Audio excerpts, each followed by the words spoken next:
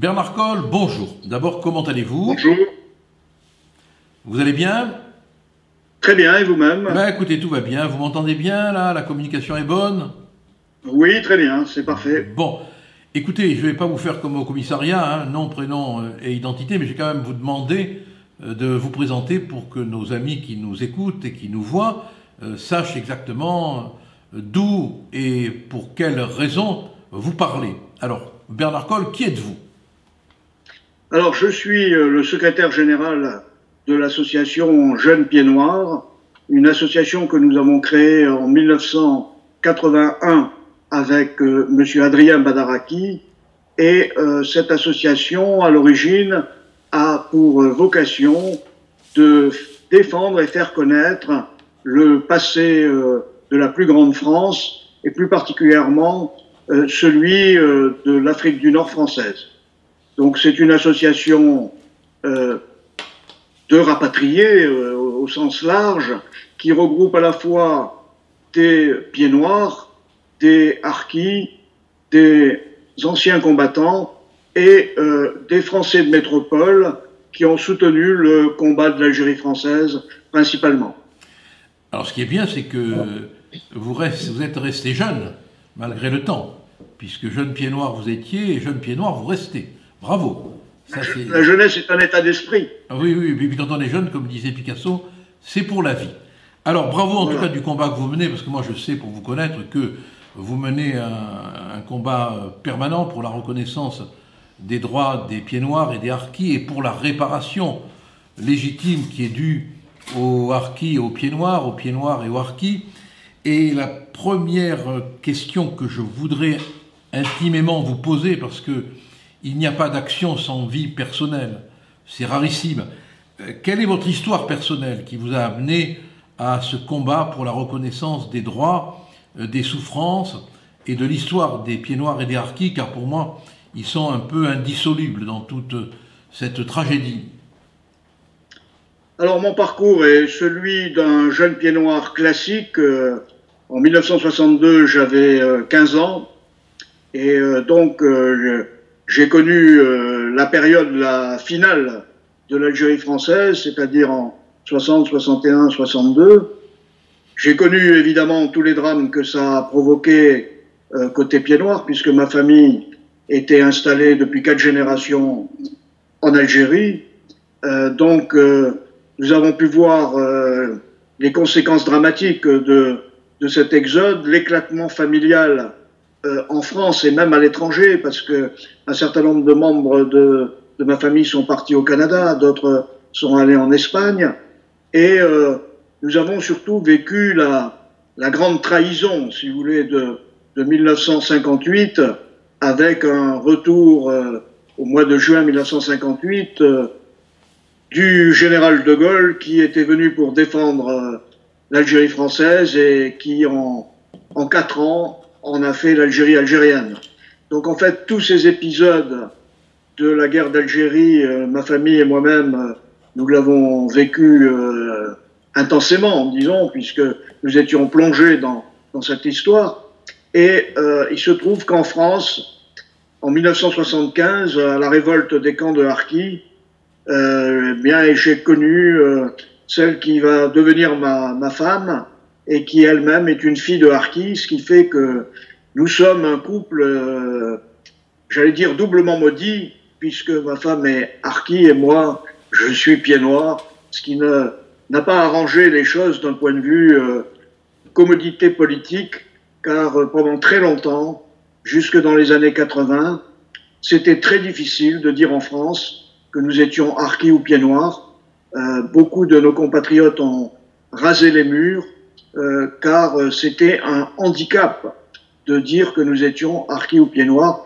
Il ne faut pas oublier que dans les années 62, nous avons été traités de fascistes et même de nazis. Vous voyez donc un peu la longue histoire d'où nous venons, alors que nos parents faisaient partie de l'armée d'Afrique qui avait libéré la métropole justement de l'occupation allemande, et on se retrouvait d'un seul coup dans la situation des condamnés à perpétuité à partir du moment où on est taxé de ces noms-là. Et aujourd'hui, vous avez l'impression que le regard des Françaises et des Français a changé, non pas sur les pieds noirs, parce que la génération d'alors a quasiment disparu, mais sur l'histoire des pieds noirs. Est-ce qu'ils comprennent mieux ce que cela a dû être que ce choix entre la valise ou le cercueil? Alors l'histoire des pieds noirs, évidemment, est très secouée par les déclarations politiques de nos dirigeants. Et s'il est certain qu'auprès de la population française, nous n'avons, depuis les années 2000, nous pouvons dire que nous sommes vraiment très très bien acceptés, car les pieds noirs se sont fait reconnaître par leur qualité de travail. Ils se sont bien intégrés dans la société française.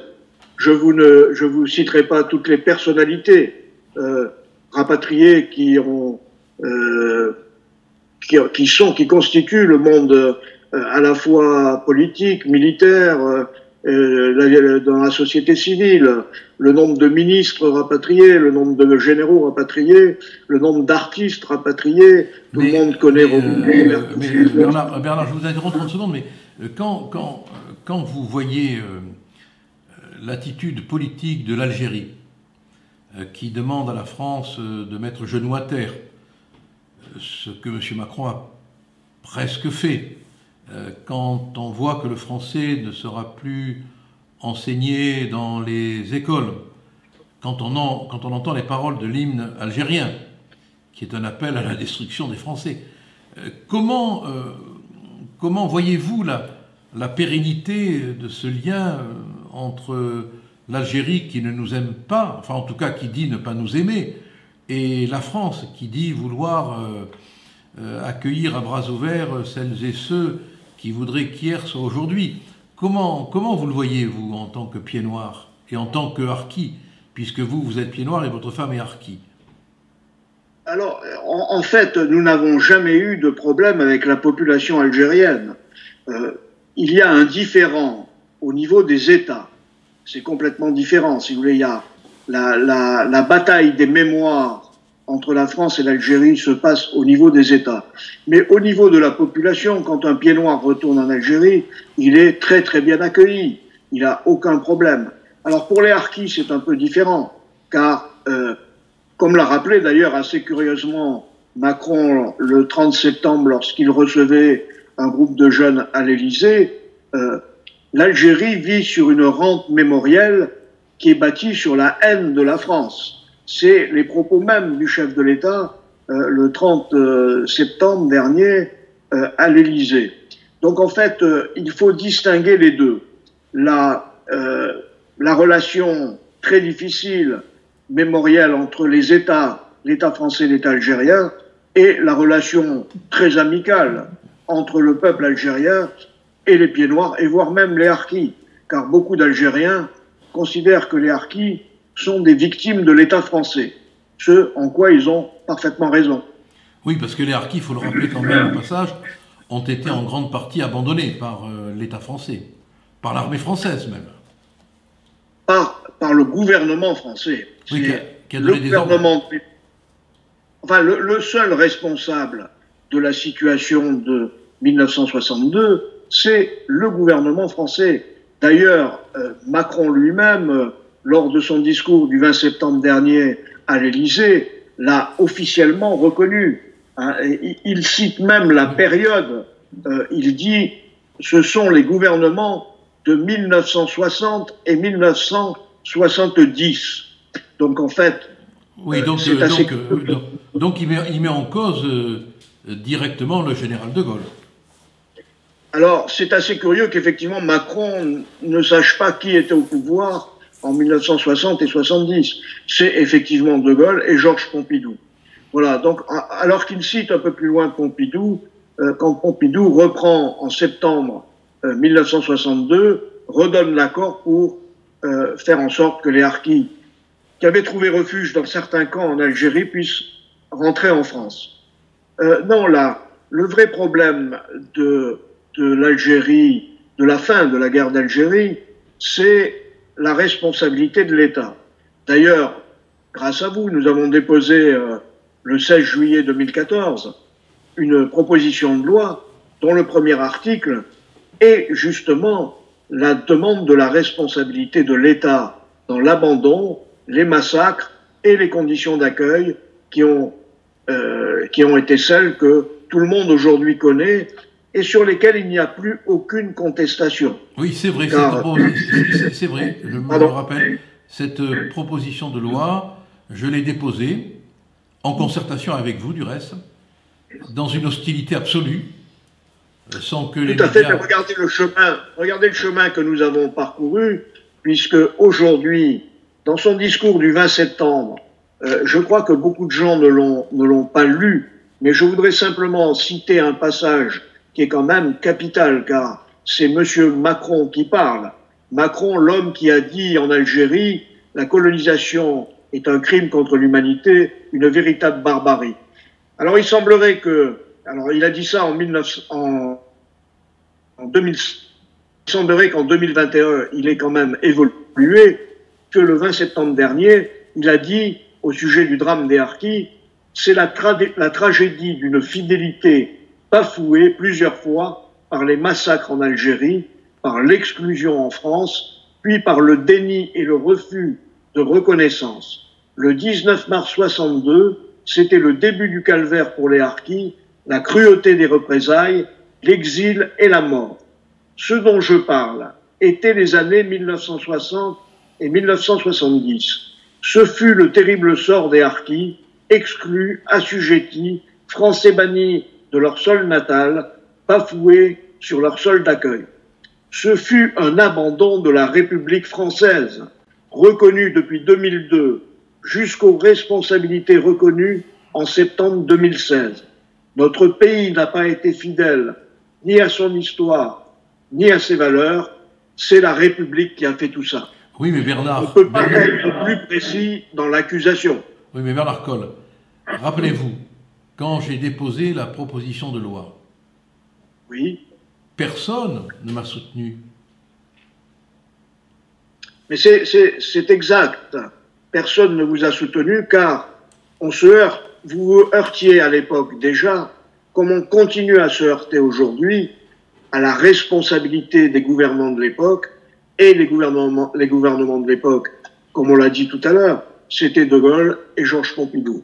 Or, le personnage du général De Gaulle constitue un mythe qui est aujourd'hui intouchable.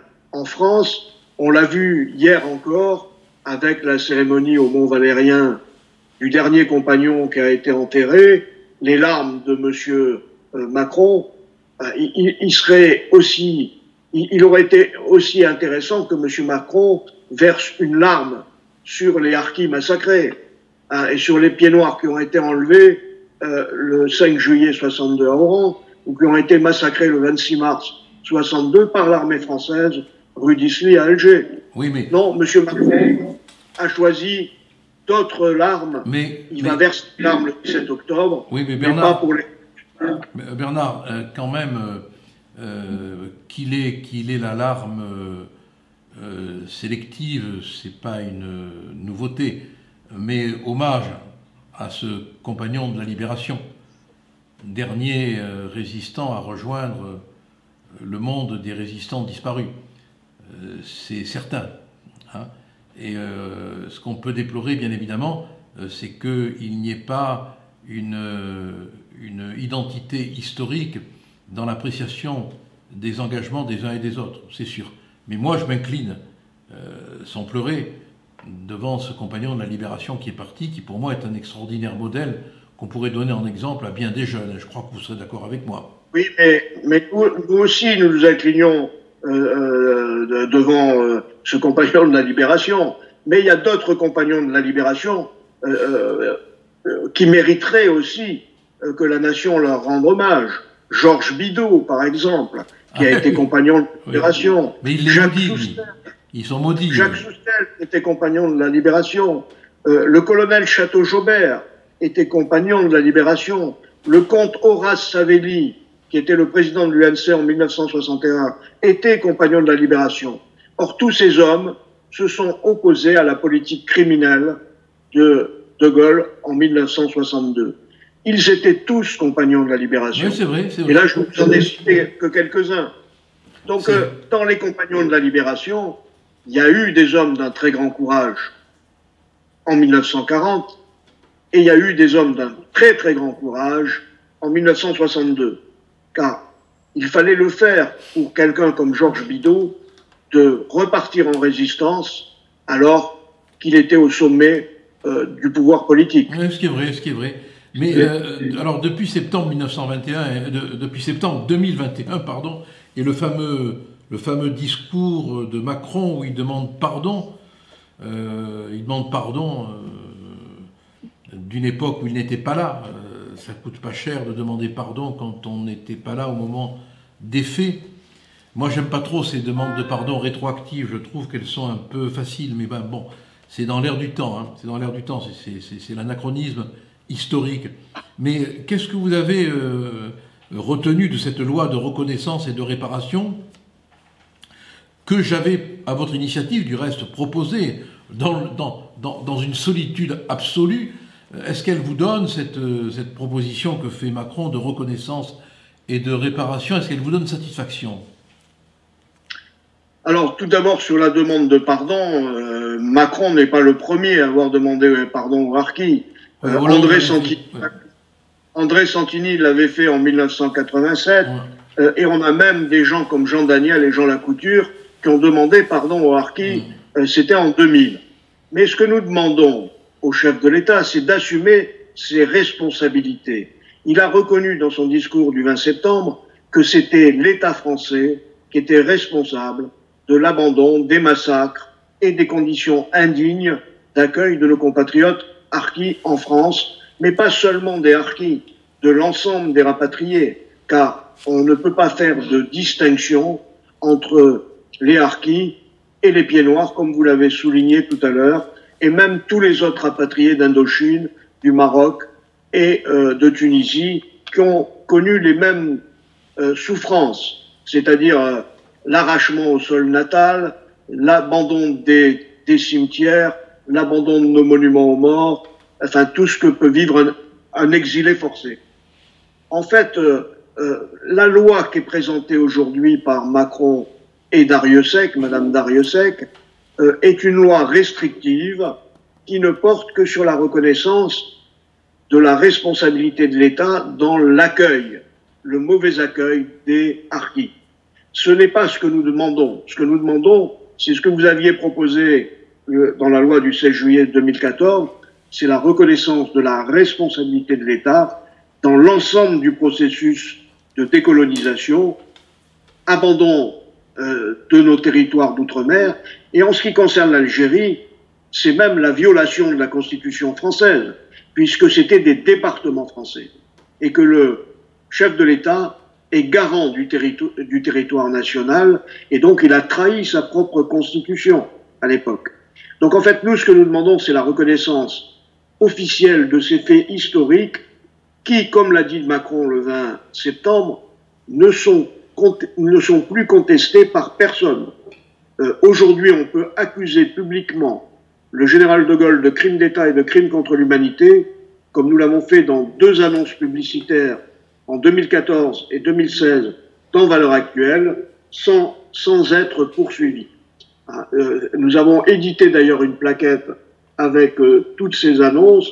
Nous avons fait 46 annonces dans la presse, et vous voyez donc cette publicité qui est parue dans Valeurs Actuelles en 2014 et 2016, et vous-même en tant qu'avocat, vous nous avez dit que si la famille ne portait pas plainte dans les délais légaux de 3 mois pour diffamation, eh bien ça voulait dire que c'était une vérité acquise. Or, ça fait plusieurs années maintenant que notre campagne ne porte que sur cette responsabilité du chef de l'État de l'époque. Oui, je comprends que le règlement de compte avec la mémoire du général de Gaulle n'est pas liquidé pour vous. Hein. C'est clair, hein. C'est clair. On peut le comprendre, mais il y a quand même 2 de Gaulle. Il y a quand même le de Gaulle de la Résistance, qui lui est intouchable, bien évidemment. Et puis il y a le De Gaulle de la guerre d'Algérie qui pose effectivement des questions et qui ne satisfait pas à la mémoire du peuple de France, je vous l'accorde. Mais l'histoire divise les hommes, hein, comme elle divise les mémoires. Et c'est ça qui est très difficile quand on est dans la globalité de la reconstruction historique. Je comprends votre réaction, mais en même temps, je me dois quand même de dire que s'il y a eu l'Algérie avec son cortège de souffrances et l'immense douleur des pieds noirs, il y a eu aussi tous ces pieds noirs d'Algérie qui ont suivi la Croix de Lorraine et qui ont peut-être eu le sentiment d'avoir été bien après, trompés par celui qui avait dit « je vous ai compris ». Et c'est le sentiment qui domine chez beaucoup de pieds noirs, je le sais. Bernard, je vous remercie infiniment de ce témoignage plein d'honnêteté, plein de vérité. Je suis comme vous, je déplore que la proposition de loi que nous avions soutenue ait été enfouie sur le mépris le plus absolu, mais nous n'étions pas à l'époque en période électorale. Là, il y a un vent, il y a un vent électoral qui souffle. Mais juste pour terminer sur cette loi, vous m'avez demandé ce que nous en pensions, la loi Macron-Dariussec. Alors, elle est rejetée en bloc par l'ensemble de la communauté harkie et il y a une manifestation qui est prévue le jour de la présentation de cette loi au Parlement, place Édouard Herriot, le 18 novembre, à 13 heures. Les harkis et leurs amis se rassemblent pour protester contre cette loi et nous faisons paraître une annonce dans le Figaro du 20 novembre, une annonce pleine page qui va présenter notre loi, celle que les rapatriés veulent avoir. Donc nous faisons appel à tous ceux qui ne baissent pas les bras et qui peuvent aujourd'hui démontrer que l'État n'a pas à imposer sa loi, que la loi doit être l'expression de la volonté générale, comme le précise notre Constitution, et cette volonté générale, c'est celle du peuple de France.